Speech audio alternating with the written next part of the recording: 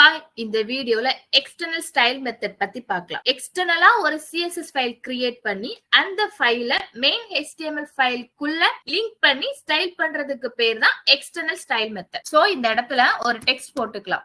H1ல நான் ஒரு லோரம் அப்படிங்கிற இந்த ஒரு மெசேஜ் நான் பிரிண்ட் பண்ணிட்டு இதை என்ன பண்ணலாம்னா ஸ்டைல் பண்ணி பார்க்கலாம். சோ எக்ஸ்டர்னல் ஸ்டைல் ஷீட் ஒன்னு ஓபன் பண்ணி ஸ்டைல் பண்ண போறோம். சோ ஒரு நியூ ஃபைலுக்குள்ள demo.css அப்படிங்கறதா நான் ஒரு ஃபைல் கிரியேட் பண்ணி இதுக்குள்ள என்ன பண்ணிக்கலாம்னா H1 நான் ஸ்டைல் பண்ணணும். சோ அதுக்கு நான் பேக்ரவுண்ட் கலர் மட்டும் என்ன பண்றேன்னா செட் பண்ணி ஒரு லைட் கலர் நான் கொடுக்கறேன். சோ இந்த CSS ஃபைல demo.html அப்படிங்கிற இந்த ஃபைலுக்குள்ள நம்ம லிங்க் பண்ணணும். சோ எப்படி லிங்க் பண்ணணும்னா ஹெட் டேக் உள்ள லிங்க் அப்படிங்கறதா ஒரு டேக் கிரியேட் பண்ணி ரெல்குள்ள ஸ்டைல் ஷீட் அப்படிங்கறத நம்ம மென்ஷன் பண்ணோம். Style sheet. சோ இப்போ href குள்ள எந்த ஃபைலை நீங்க லிங்க் பண்ணணும்னு நினைக்கிறோமோ நம்ம அதை என்ன பண்ணிக்கலாம் அப்படின்னா இந்த மாதிரி போட்டோம் அப்படின்னா இந்த demo.css அப்படிங்கிற இந்த ஃபைல் demo.html ஃபைலுக்குள்ள நம்மளுக்கு இப்போ லிங்க் ஆயிரும்.